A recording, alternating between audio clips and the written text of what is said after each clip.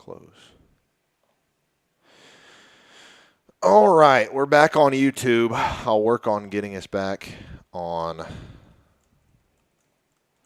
our other platform, Miradex.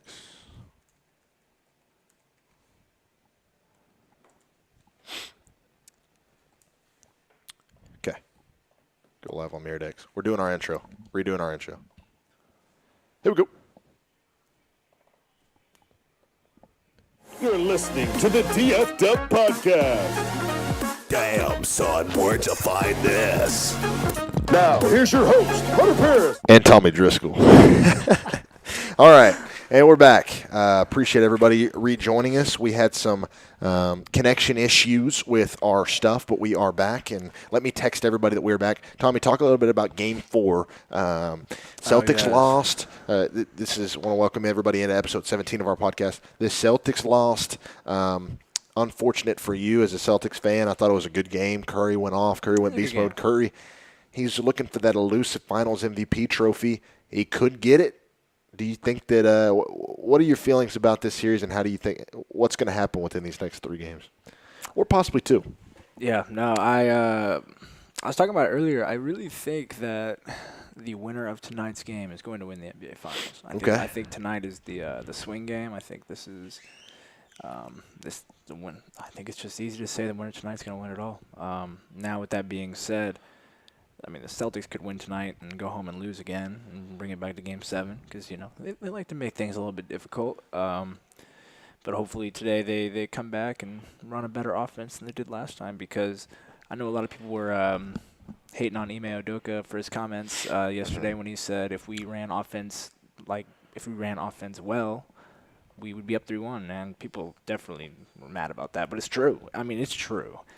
Yeah. They too many self-inflicted turnovers and bad shot selection, not running an offense, not passing, too much ISO ball. I mean, I could go on and all avoidable stuff, but they just continue to do it throughout the playoffs, and they get killed for it. So.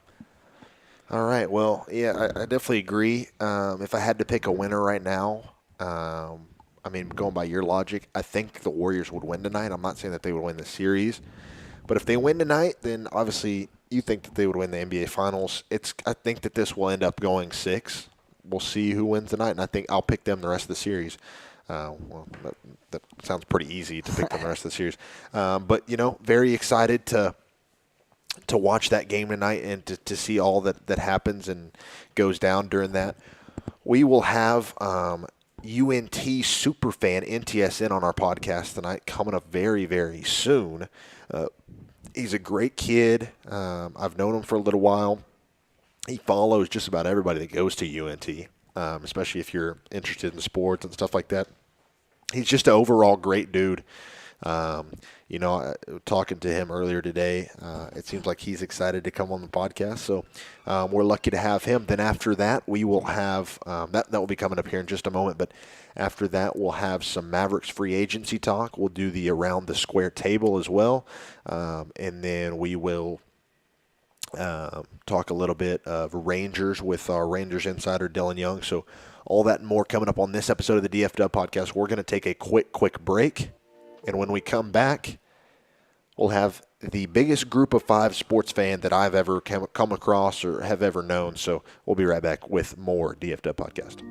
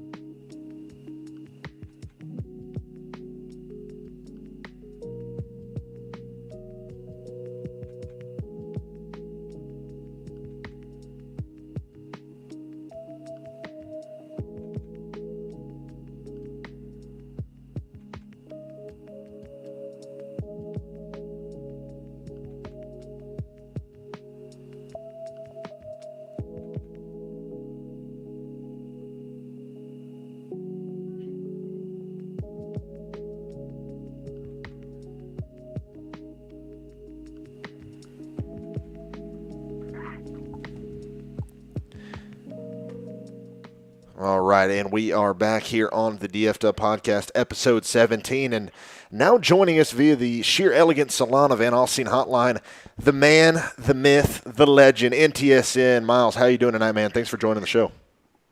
I'm doing pretty good. I'm glad to join it. I've been wanting to join it for a while. I saw you do the episode with Will, and I was like, "Oh, this is really good." That was a really funny episode. So, I'm excited to be on here. Hope everything sounds good. I've been doing some podcasts recently, so yeah, I'm excited. Awesome. So, NTSN, first question for you.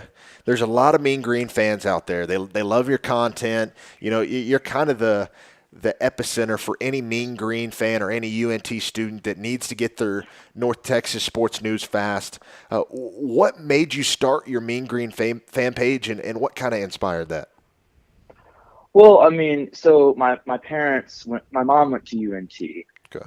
And that kind of just flowed in with what I wanted to do with UNT. And it was after that 2017 season. They played so great. We went to like 10 games that year. They played really well. And it was that summer of 2018 when I decided, I kind of want to do a North Texas something because I went to all the home games last year. And I felt like I could do that because I had some connections and I knew some people that could help me out. So I started that. And then I started my Twitter. Which people do know me for a lot too.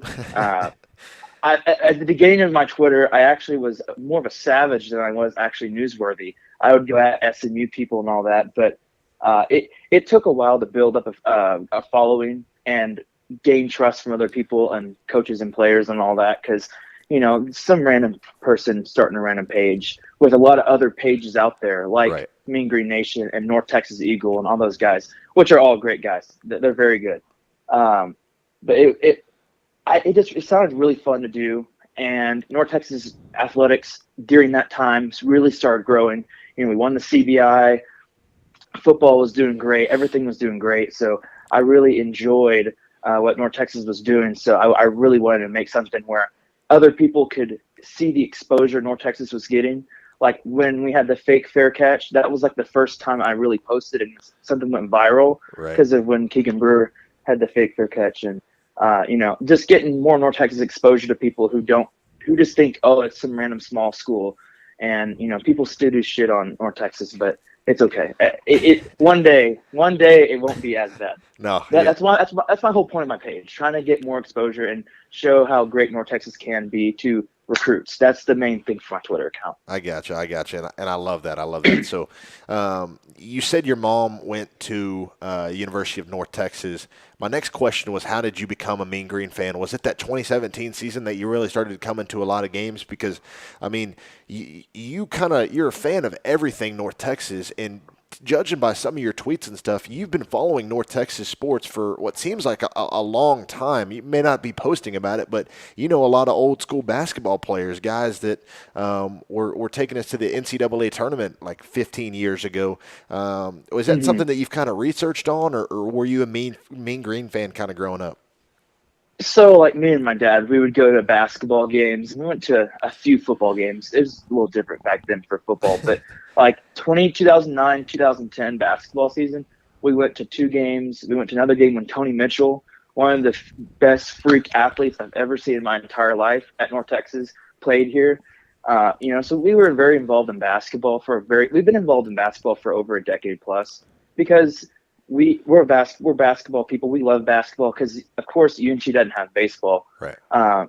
But we were very invested in that. And I was probably too young to actually think of doing a Twitter account. But, I've been following North Texas for a while. My first ever home game for football was the last game at Fouts Field in 2010. Wow. Against Kansas State. That was the first football game I ever went to. But really, when Seth Luttrell came in 2016, that's when we really started following more because it was just so bad in 2015, and we just couldn't enjoy it that well. But when Seth came, we saw a little bit of light. We went to all home games, went to the bowl game, and we were like, okay, there's some good stuff about to happen. And they just kept on doing it, and that's when I really started to follow North Texas a lot more in 2017, and winning the CBI, winning 9 games, going to the conference championship.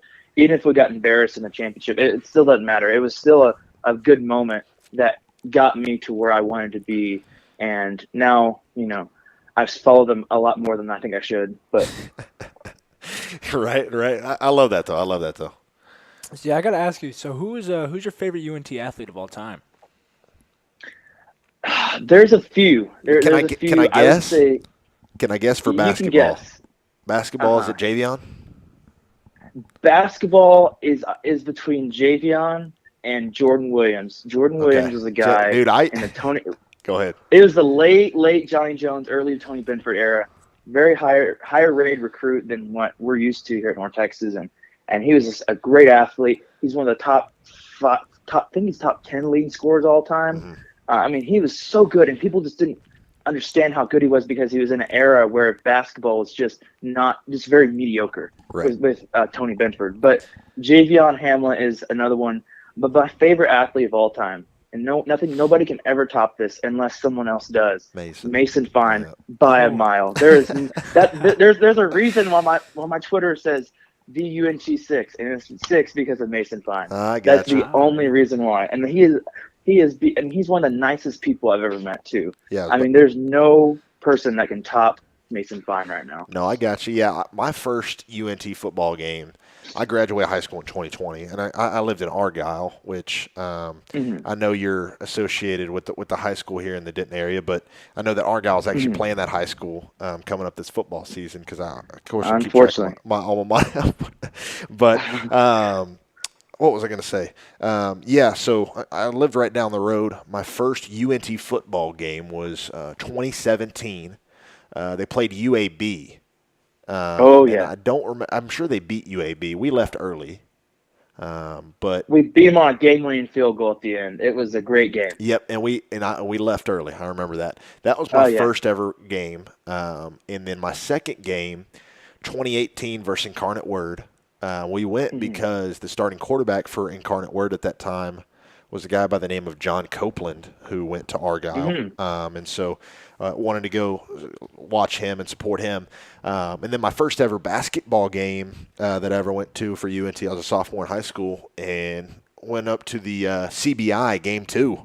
I had something going on with my family. I couldn't make it to game 3, but game 2, I was there in that atmosphere, and I was like, man, I love this place. I want to come here because the CBI atmosphere was awesome. And it was a scene to see. You see Ryan Woolridge with his man bun, going attacking the rim. You got guys like Tope getting minutes. I'm pretty sure Simmons, not just Zach. Zach was a freshman, but the other Simmons, I don't know why I can't think of his name. Jemiah was getting minutes. So yeah, they had a really interesting squad that year. DJ Draper was probably my favorite player on that team besides Ryan Woolridge. But a lot of good memories going to UNT games when I was in high school. So that's interesting you say that because you're talking about Jordan Williams. I remember I added him on Snapchat when I was a young kid, and I thought he was because I didn't go to any of the games, but I still followed UNT a little bit just because I'm from this area, and I thought I knew that he was good, and I had watched a game on TV or something, and I added him on Snapchat, and I was like, "You're a beast, bro," or some fanboy, some fanboy said, and he was like, "Hey, bro, I appreciate it, man." And so, yeah, Jordan, shout to Mr. Williams if he's listening out there. So that's your favorite UNT athlete of all time for football. What is your favorite UNT moment in your fandom? Oh, I wasn't able to make it to Indy for the tournament game against Purdue. I went to the Villanova game, but the best moment I've ever been in my life for UNT was the Western Kentucky championship game. That was nothing right now. I mean, the Purdue game was fun. I just wasn't there, and that made me very mad. But the Western Kentucky game and the championship was just the best UNT moment I've had. I mean, there was so much emotion. It was the biggest roller coaster game. We're up 18-0, and nobody goes up 18-0 like that. And then you lose the lead, and then you tie it up, and then you go to overtime, and they dominate overtime, and they just win that. And it was an amazing moment, and I'll never forget that. That was by far the best UNT sporting game I've ever seen in my entire life. But like you said, game 2 and 3 of the CBI. That's why I went to Super Fit like every single game. It was and of course Louisiana Tech last year.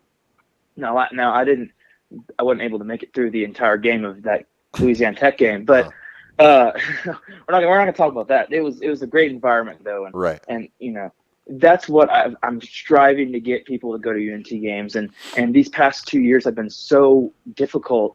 Mainly 2020. I know COVID was a big factor, and that's been a thing that has really impaired my ability to do for UNT students, because Right. students are so important to college sports, and not having a lot of fans at that championship game against Western, it just gutted me. But we still won, so it didn't really matter. But Right. oh man, it was great. You beat Bassey, you beat Hollingsworth, two guys that talked so much before that game. You beat them. That was end of story. I loved it. Loved it. I was talking to Tommy before, and Tommy had guessed that it would be the Purdue game. I said, nah, he is going to pick that Western game right before the Purdue game. So, I was at that game with some of my coworkers. We weren't working. We were just hanging out, and just the atmosphere before the game and then during the game. There was a solid amount of Mean Green fans there. Not as much as we would have liked because of COVID. There were a lot of Western Kentucky fans, and I was talking my mess. I was on the left side. I know you were on the right side, judging by some of your videos, but it was unbelievable. Getting to talk trash to guys like Bassey. I hated Bassey just because you got to offer to go to Kansas and you go to Western Kentucky. I know you going back and forth with Hollingworth on Twitter and Oh yeah, I love that, But before that Western Kentucky game, we got there in the first half of the women's championship game because we were told it was open seating, and I'm like, I'm not losing my seat that I've been sitting in. Well, actually, we didn't even play on that court until that championship game. Separate one, yep. But I was like, I'm not losing this row. I need to be in this row no matter what. So we got there like in the first half of that women's game. I didn't eat the entire day. I did not eat the entire day at all. I was so nervous. Both Purdue and Western Kentucky and Villanova all so nerve-wracking. It was so hard to focus on anything else besides getting to that game. But it was amazing. I'll never forget that. Mainly just seeing Josh Anderson and Hollingsworth just in pain for the third straight year. That was probably better than winning it. That's seeing awesome. them Right. another loss again. That's awesome. So we talked about your favorite UNT athletes. Do you have a least favorite Mean Green player ever, or are they all just the best just because they came here? Oh God. Oh. I'm gonna guess because I've seen some hatred on one man in particular that played basketball. It's not Mo Gibson, is it? I was trying to think about Mo. Yeah, probably it's either him. Well, if we're talking about players or coaches, if we're talking about coaches, there is no doubt Tony Benford in my mind at all. Tony Benford was one of the worst people ever. He was a good recruiter. He just could not coach. But if we're talking about players, that's hard to say. I mean, I don't want to hate anybody, but Mo Gibson was right up there. He seemed like he lost interest toward the end of the year. And then he just goes to Oklahoma and he bounces to DePaul this year. I'm trying to think of someone else. I've had two or three football players actually block me on Twitter and Instagram, which I found weird, but whatever. I really can't think of anybody that I would hate. I mean, Mo would be the only guy, but I didn't hate him. I just don't like him. Really, anybody that transfers out like that. I got you. That just and there's a story. It's not really a story. It's something that I was told before the season started, that 2019-2020 season. Mm-hmm. That was like, okay, that's not that surprising that he actually left. Mm-hmm. But I just can't hate anybody. I really can't. I mean, no, it's really hard. Someone would really have to piss me off, or someone would have to really go at me, and I can't see that. So I'm gonna say nobody. Right. I got you. I like that. So one of the last questions for you here. When did you start hating SMU so much? Was it when you started your fandom, or because you really do not like them? Who do you hate? Do you hate SMU more than UTSA? Yes, because the SMU fans are significantly worse than UTSA fans, and people might think, "You're crazy. There's no way. Did you not see how they went after you? Blah, blah, blah, blah." I don't care. SMU fans are so arrogant. See, UTSA, I can handle that because it was, they show they've never had success. SMU has had so much success in the past, even if it was cheating. And they are just so arrogant. It makes me angry. Mainly their students, because one of their students broke my sunglasses and tried to fight me earlier in the year. So that makes it Good makes Lord. it even worse. But see, and I try to talk as much trash as possible, and then it backfires on me later in the year when we play them. But I've never liked them. A lot of the older UNT fans told me, SMU, you shouldn't like SMU. I was like, okay, I don't like SMU.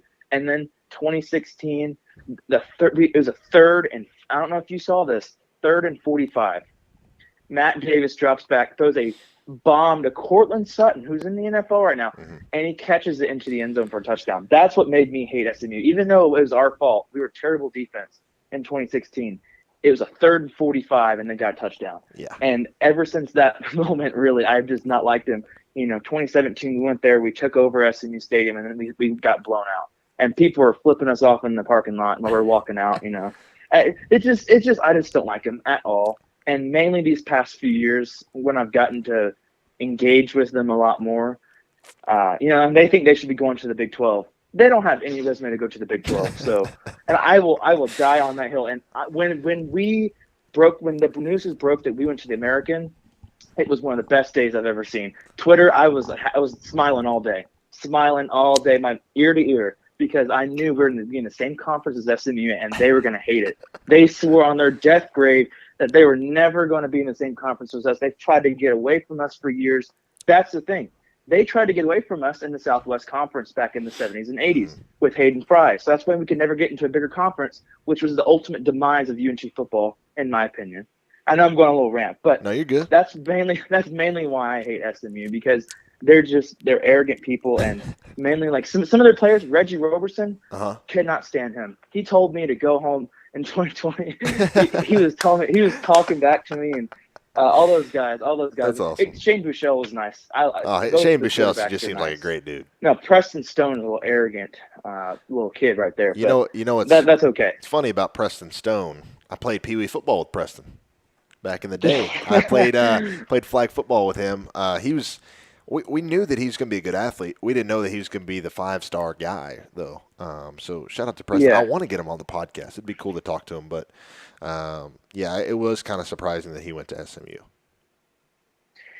Yeah, and it really just how they act. And I'm some of them are nice. Like, I don't know if you know who the Craig James Killed 5 Hookers page is. I love that dude. That dude's awesome. A lot of those guys are really nice to me, but the other ones who I don't know very well, they are the ones that make me angry, and I just don't like them. But it really started, 2016, 2017, just frustrating games, and then they talk back to us, and that's what really started on Twitter. I gotcha. Well, NTSN, we appreciate you coming on, man. We want to have you on again. Maybe get a little UNT sports segment. I know you got Sonoe Valente's show that you go on sometime. Shout out to Sonoe. Hopefully he drops me a follow sometime on Twitter in the near future. But I know that, first of all, how long have you – last question for you. Have you known guys like Sonoe and Will a very long time, or is it something that's been kind of recent? So that's a funny thing. So I haven't known Sonoe that long. It was really like over 2020 is when I started talking to him on Twitter. It's when he really started becoming a UNT person on Twitter. But Will, it was before COVID, 2019 softball. He was outside at a softball game. He was loud, which he's always loud. He was so loud. You could hear him and see him from the stands. And I was like, okay, I need to go over to the next game and say hi, because of course he's a huge fan. And I go over there, and he's probably completely drunk. And I was like, okay, that's a little bit of an experience. But I started really meeting him and talking to him a lot more in that. And then we started hanging out a lot more when basketball of the 2019-2020 basketball, and that's what started it. And then he moved to Spanish Fort, Alabama. So now he's not here, but he should be at the SMU game. So, but I've known a lot of these guys not very long. There's only a few that I've known beforehand. like some of the coaches, some older coaches that we've met in the past. Like Seth Luttrell, when I met him in 2016, was one of the nicest guys, and it was awesome. But fan wise, it's been more recent. I've been more reaching out on Twitter more recently than I was in the beginning. I got you. Last thing before we let you go, your 2022 UNT football record prediction. Oh my. I'm sure you've studied I know you got the schedule. Do you know who we play in week 3? Week 3 should be UNLV in we have a week Vegas. Week 2 is SMU. No, week 1. No. We play week 0. So yeah, we play week 0 against UTEP in El Paso. I don't think I'll be going to that. Play SMU week 1. That's the big game right there. Then Texas Southern. It's always the FCS game that we have like 10 people. And then it's Vegas, and then it's Memphis, and then it's FAU here, then it's the rest of it. And the only other day I know is UTSA. It's 2 days after my birthday in San Antonio.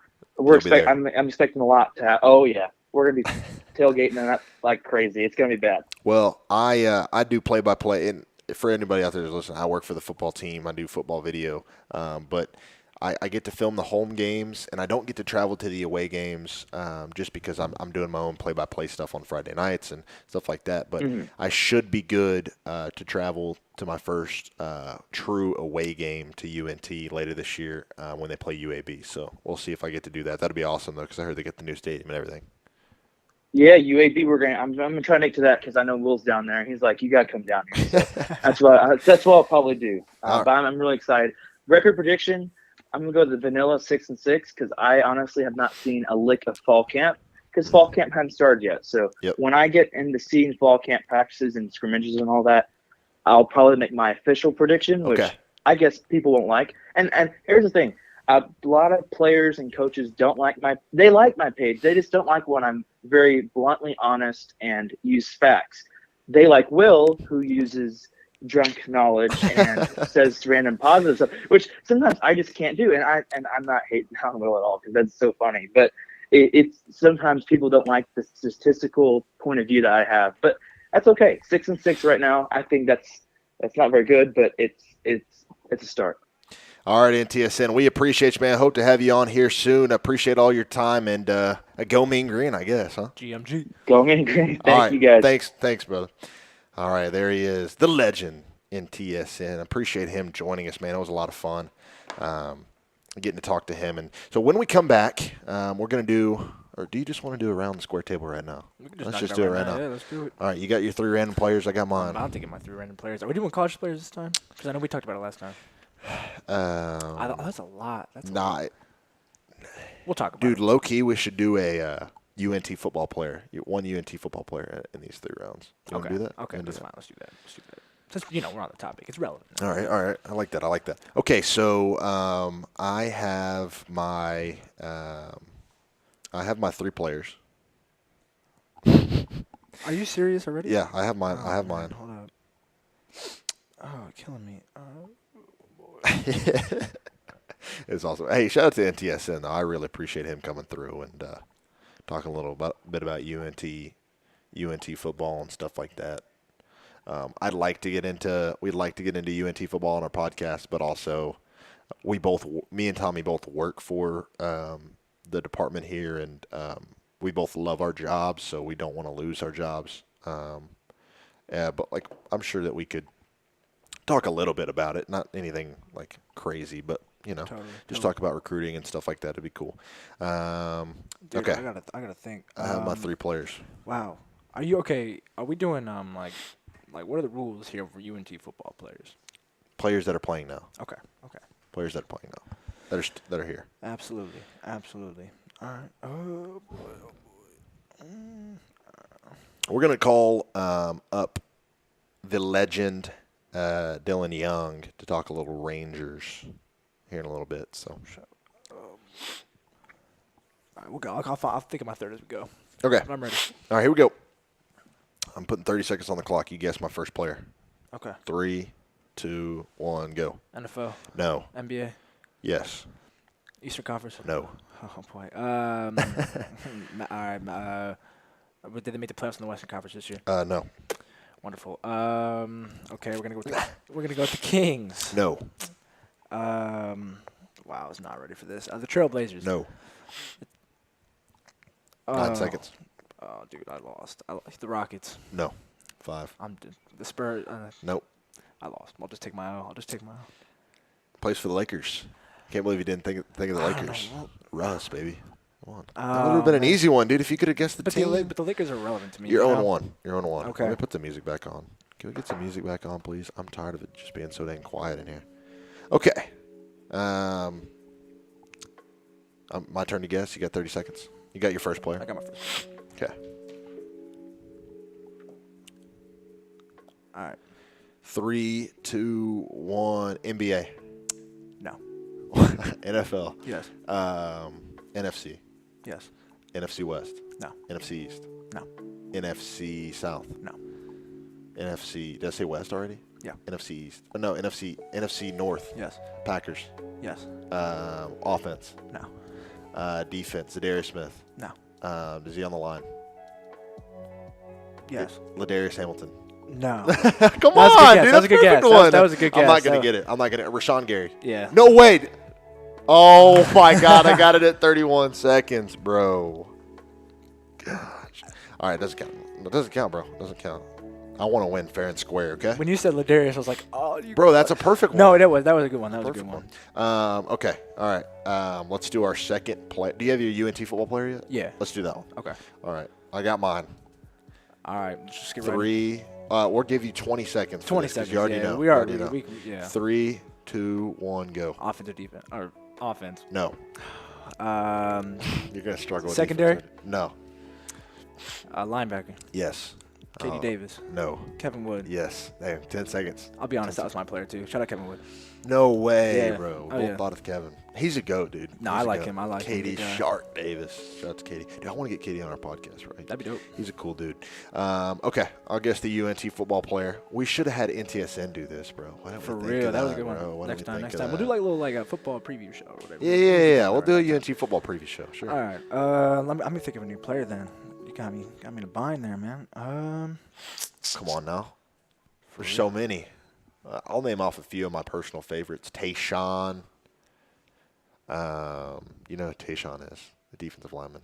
Oh, He's a good yeah, dude. yeah. I like Tayshawn. I like. I'm trying to think of guys that have talked to me before. Jake Roberts is a cool dude. I could tell. Cole Brown is probably one of my favorites. Oh, yeah. He's been, yeah. I've never met him personally. But. He's a good dude. Really good dude. Do you have a player? Yeah. All right. 3. You got your timer or what? Good point. Sorry. Good point. No, you got me there. 20 seconds on the clock. You're 1 for 2. I'm 0 for 1. 3, 2, 1. Offense. Yes. Wide receiver. Oh boy. Yes. Tommy Bush. No. Oh, brother. Is he new this year? No.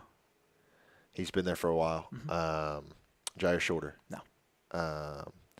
Dude, I'm blanking on our wide receivers, bro. Jamori. Who? Rod Burns. Oh my God, bro. HMO. What am I thinking, bro? This would be a lot easier for me to do once we start fall camp practice, and I see these guys every day. Definitely. But we've been out of spring ball for 2 months now. It's a little rough. A little rough up here. Okay. Dang, that was a good one. Okay. I'm 0 for 2. You're 1 for 2. If you get this one, you win. You ready? 3, 2, 1, go. NFL. No. NBA. Yes. Eastern Conference. Wow, I'm not thinking today. Did they make the playoffs in the West? No. You're killing me here. All right, Rockets. No. Kings. No. Lakers. No. Clippers. Yes. 15 seconds. Paul George. Oh my God, it's the first one you get. Yeah. All right. Hold on, let me quickly. Okay, I got it. I got my player. All right. I got my player. I'll set my own timer. 3, 2, 1. NBA. No. NFL. No. MLB. Yeah. AL. Yep. Play for the Rangers. No. Red Sox. Yep. Rafael Devers. God damn. Let's go, bro. Let's go. I still lost, didn't I? Did I lose? Yeah. Yeah, but it is what it It's is. okay. Hey, you got on the board. We got on the board. Yeah, right. Got on the board. Got on the board. All right. I would say when we come back, we're going to give us just a second. We'll be right back with our Rangers insider, Dylan Young.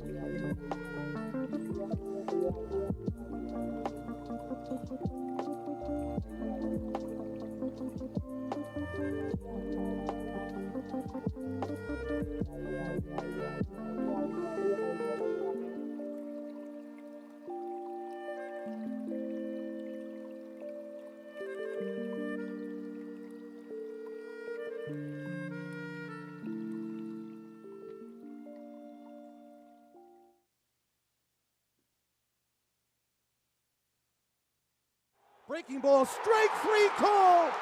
The Rangers are going to the World Series. All right, and we're back here on the DFW podcast. Hunter Paris alongside Tommy Driscoll now joining us via the Sheer Elegance Salon of Van Alstyne hotline. Our Rangers superfan and insider, Dylan Young. Dylan, how are you doing tonight, man? Hey, man, I'm good. How are y'all? Doing good, bro. Doing good. Very well. Rangers kind of had a midweek. They were supposed to play last Monday. Got rained out due to rain, and we talked about that on the podcast. We played 2 last Tuesday, split those, lost the series to Cleveland 1-2, and then went to Chicago, played them in a 3-game set in the White Sox, and beat them 2-1. So, a solid, decent week for the Rangers. They started out 1-2, and for them to end up at 3-3, I think they had a pretty solid week. Yeah, I mean, I didn't see it coming. I don't think you saw it coming. I don't think a lot of Rangers fans saw a positive road trip, especially after the what we had the rain out, and then in the middle of the finale in Cleveland, they had like an hour and a half rain delay in the middle of the game. So that was a weird series. Saw the resurgence of Marcus Semien though. I mean, what a week that guy had. Yeah, he had a great week. The Rangers came back and won yesterday. They came back on Saturday, which was incredible. They're down by, I believe, 4 runs at one point. They came back and beat the White Sox. Yesterday, in extras, there was a scary scene. Charlie Culberson and Eli White had a little collision. Eli White went on the 10-day IL with a fractured wrist. What were your thoughts on that play, and how much are the Rangers really going to miss a guy like Eli White? Yeah, I mean, obviously that was a very scary play. I was watching in my room and I was speechless. I mean, there was no one around me, and I just was literally speechless, just hoping he was okay, because baseball being a non-contact sport, when they do collide, it's normally not good, and that's the worst collision I think I've seen all year. Yep. I don't know. They were saying there were issues with the sun. I mean, Chicago, it's tough, especially with the wind and the sun. You're battling out there in the outfield. I don't know. The center fielder normally has precedence to call off anyone they want to get to any ball. And, I was playing center yesterday, so I don't know if Charlie didn't hear him, or Charlie just thought he was closer. And I don't know. It's tough. Colby feels bad, and it's Eli's on the 10-day, but he's going to be out a lot longer than that. I can tell you that. Yeah, I would agree with that. I think that they are putting him on the 10-day, and I'm sure that you already know this, but I think they're just putting him on the 10-day just so he doesn't have to be out for 60, because I don't think it'll take him 60, but it'll be a little while, which just sucks. But his injury, you get Leody Taveras back called up to the major leagues, recalled today. What were your thoughts on them bringing Leody back? I mean, you want to talk about guys who have been a dog in the minor leagues this season. It's been Leody Taveras. I'd say, I mean, he's easily been one of our top performers. he's had tough years for the Rangers in years past. I think hopefully we'll see starting tonight. But I think he was probably a little too young, being called up with not really having guys around him to cover up when he was doing bad. So it just makes when he's doing bad look even worse. Whereas now he has the guys around him to help him out, and hopefully, if he does slump a little, it doesn't look as bad, and he's got some guys to pick him up. But I'm looking. I mean, I don't see a reason for the Rangers to give him a very long leash. I mean, every time they call a guy up, they're expecting him to perform, and they're good. I mean, he's gonna have to make up for Eli White, and I hope he does, but it's gonna be a tall order. I mean, Eli's bat wasn't necessarily anything crazy, and I think Leote probably will have a better bat, but he's got to be just as good defensively as Eli, and he has the athletic ability too, but we'll see. We'll see. Yeah, it'll be interesting to see. Yeah. I'm very, very interested to see what they do with Josh Smith, who comes off the 10-day IL tomorrow or on the 15th. It'll be interesting to see what they do with him, just because you got Steele Walker, Ezekiel Duran, all these guys. You got to pick one to send them down. I mean, I'm not going to lie. I don't know if you feel this way, but I feel like Steele Walker might lose his job coming up here pretty soon. I mean, I don't – you can't – I mean, Duran's been nothing but a beast since you called him up. Josh Smith had the few days, the week he was on the team. We had glimpses of what he's capable of.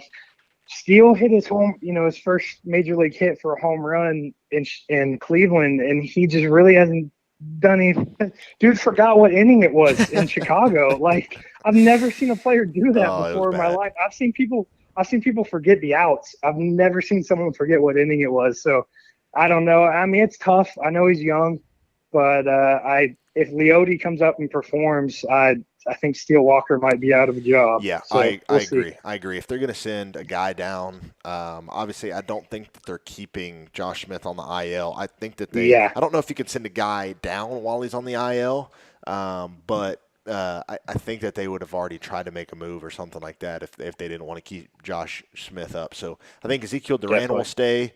I think Josh will stay when he comes back, and I think they're going to the death will end up being Steele Walker.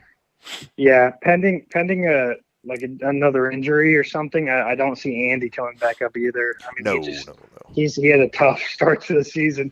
I don't think Rangers fans are going to miss him too much. Yeah, and Mitch Garver's also on the COVID IL, so you might lose two of those guys. I don't think they're going to send Duran down. Yeah. No way. Yeah. So, Dylan, we want to thank you for coming on, man. Appreciate your time, and we'll talk to you again next week. Yes, sir. Y'all have a good night. You as well. There he goes, Dylan Young, the Rangers Room Insider for us here at the DFW Podcast. So, Tommy, before we get off the air, I want to talk a little bit about the Mavericks free agency and the stuff that they got going on. So, I'm going to tell you a player, and is it a fit or not a fit? Okay. Does it fit? Does it fit or does it not fit? Zach LaVine. And I'll tell you my thoughts after me. Oh, absolutely. Yeah. I mean, yeah. So is it we'll do this. Does it fit? And then will it probably, is it likely to happen? Will it fit? Hell yeah, it'll fit. I mean, Zach LaVine. Is it probably going to happen? Probably not. It would be a catastrophe if the Bulls let Zach LaVine leave Chicago. Yes. I mean, after what they did all last season, if Zach LaVine is not in Chicago next year, I mean, they failed. They failed. I agree. So. Rudy Gobert. Is it a good fit? Yes. Yeah, it's a good fit. It's a real good fit. Will it happen? Hell no. They won't. I want them to, but they won't do it. And you're going to have to give up a guy like Brunson. It'll be a sign and trade type thing. Yeah. And I don't know if they want Brunson. I mean, I could see it, man. I could. Now, it's just a prediction, obviously, but I could really see that situation going on. I think Jalen Brunson's a very expendable guy. Not that he's a bad player by any means. He's great. He's very, very solid. But I think that's a player that will always be your number one trade chip. Yes. And I think if the Mavericks want to take that next step, they're going to have to go get an established star. And I think that might be worth doing. That's the thing I heard about on the radio on 105.3 The Fan. You're going to pay Luka if you pay Brunson what he wants. You're going to pay them $60 million every year for the next 5 years. That's a lot. And it's like, that's up there with like the biggest duo contracts in the NBA right now. But it's also like Luka, who's like really great. And then it's Brunson, who's good, but he's not like a co-superstar. I don't think he can. I don't think he's at that level. Yeah, and I don't want this to be seen as like I'm discounting Jalen Brunson, but No. Jalen Brunson's a good player, but Rudy Gobert is a great player. Yes. And you need more great players to go win that title. DeAndre Ayton, I think, would be a better fit than Rudy Gobert. That'd be more fun. I'd love DeAndre. That'd be more fun. I think that'd be more welcome too. I know there's a perception about Rudy Gobert, so I think that would be exciting. That would be really, really exciting. Bradley Beal. It would have to take a hell of a package, supposedly, to get Bradley Beal out of Washington, but I would love it. I'm a big Bradley Beal guy, so I mean, absolute fit. I don't think he's going to leave Washington though at this point in time. I just don't even see it at this point. But I love Bradley Beal, so that'd be really cool to see. Miles Bridges, he can come rap in Dallas. That'd be awesome. That would. Have you heard his songs? I have not. Really? Yeah, I have not heard his music. Let's see if I can play one, bro. But I mean, yeah, I don't see why not. The more wings, the better, really. Very, very versatile. Oh, I love Miles Bridges. I would be surprised if Charlotte let him go. I'm looking at these other options. I would love John Collins via trade. I don't think that they would. They just signed him to a big deal.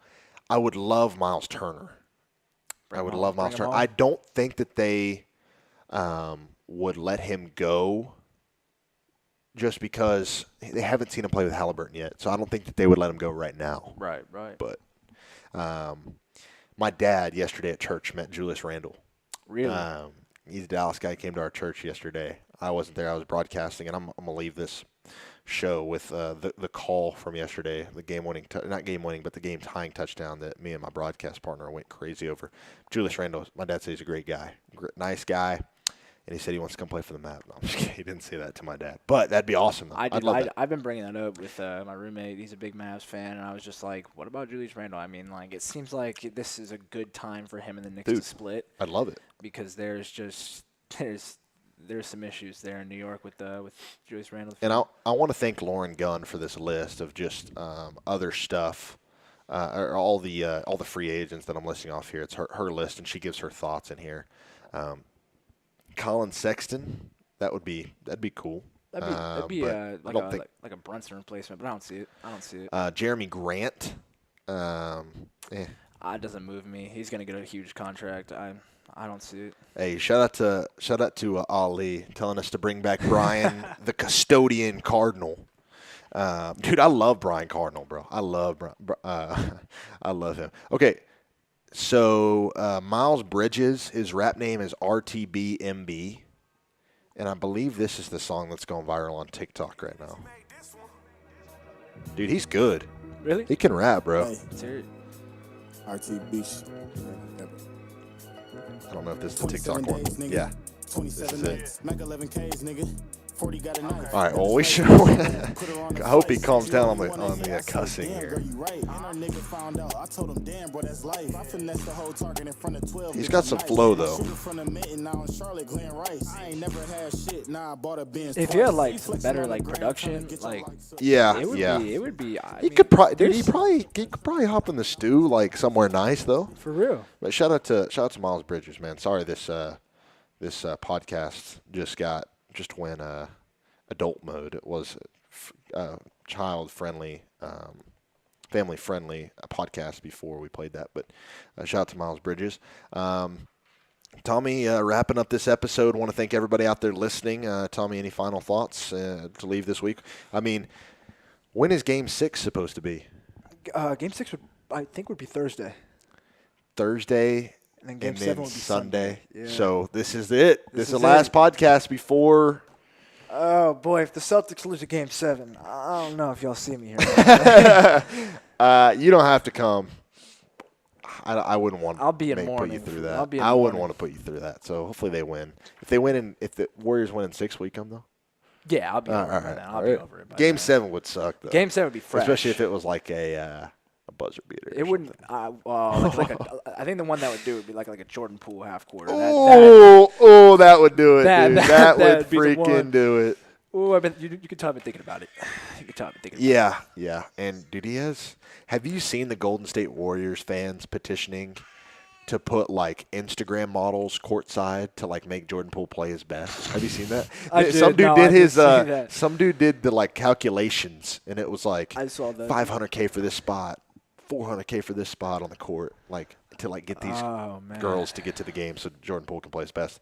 I called a Dream All-American bowl game yesterday, and this call was just legendary.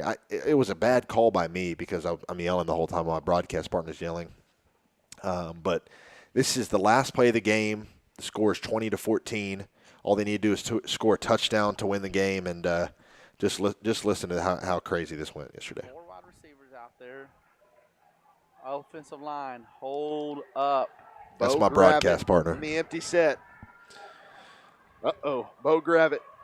He's going to look to pass. He's going to chuck it into the end zone, and it is. He got it! He got it! Sorry, I got a little loud there. What a play! Oh, my gosh. You got lined up for 2 points. Yeah, so they lined up for 2 points, and they didn't get it. So they ended up tying. And what's crazy about that, the team that scored, they took a timeout when they didn't have one. So they got to stop. The other team was kneeling the ball out, and they took a timeout when they didn't have one. And the referees gave them the timeout. And, yeah, man, it was some crazy stuff. So Team Gold, Team Dream is the team that ended up finessing a tie. So shout out to them. It was a fun weekend. Had a lot of fun. Shout out to everybody that made that possible. It's been a good episode. Tommy, do you agree? Oh, it's been a great episode. I think it's been a lot of fun. Big shout out to the legend NTSN for coming along and giving us some UNT content and talking to him, getting to know him. He's just a great kid, and expect to hear a lot more from him on the podcast. Thanks to Dylan Young for coming on. Thanks to everybody out there listening. We will be back next week at 6 p.m. I love you all.